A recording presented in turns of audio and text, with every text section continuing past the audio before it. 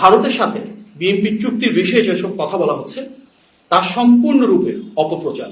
একটি রাজনৈতিক দলের খুব প্রভাবশালী একজন নেতা ভারতের সঙ্গে চুক্তির বিষয়ে যে দাবিটি করেছেন, তিনি একটি মিডিয়ার কথা বলেছেন। স্বাভাবিকভাবেই তার সপক্ষে তিনি কোনো প্রমাণ উপস্থাপন করতে পারেননি, কোনো প্রমাণ উপস্থাপন করতে পারবেনও না।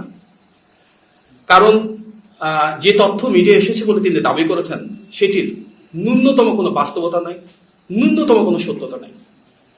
তাহলে কি আমরা বলতে পারি যে বিতর্ক তৈরি করার জন্য এটি একটি রাজনৈতিক অপকৌশল? আর যদি ওনাকে ভুল তথ্য প্রদান করা হয় বা বিভ্রান্তি ছড়ানোর জন্য করা হয়, তাহলে কি সেটা ওনার অজ্ঞতা? আমরা মনে করি এটা অপকৌশল বা অজ্ঞতা যেটিই হোক।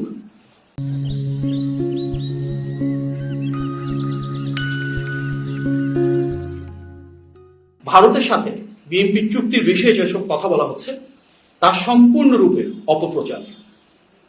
আমরা গণ অভ্যুত্থানের আকাঙ্ক্ষা বলতে সেটাই বুঝি যে এখানে ইতিবাচক রাজনীতি হবে, কোনো অপপ্রচার, অপকৌশল, অপরাজনীতি সেটা হওয়া উচিত না।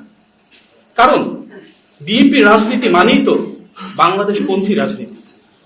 আমাদের নেতা জনাব তারেক রহমানের যে রাজনীতি, সেখানে হচ্ছে সবার আগে বাংলাদেশ, বাংলাদেশের স্বার্থ, বাংলাদেশের সার্বভৌমত্ব, জনগণের ক্ষমতায়ন, এটিকে কেন্দ্র করেই তো বিএনপির রাজনীতি।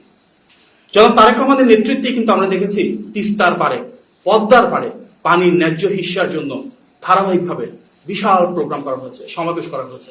এটিই তো বিএনপির রাজনীতি। ফেলানী হত্যার পরে সবার আগে প্রতিবাদ করেছিল বিএনপি, রাজপথে নেমে এসেছিল বিএনপি দেশনেত্রী বেগম খালেদা জিয়ার নেতৃত্বে। নতজন পররাষ্ট্র নীতি থেকে বেরিয়ে এসে দেশের সার্বভৌমত্ব প্রতিষ্ঠা করা, আধিপত্যবাদের বিরুদ্ধে রুখে দাঁড়ানো, এটি তো শহীদ প্রেসিডেন্ট জিয়া রহমানের রাজনীতি।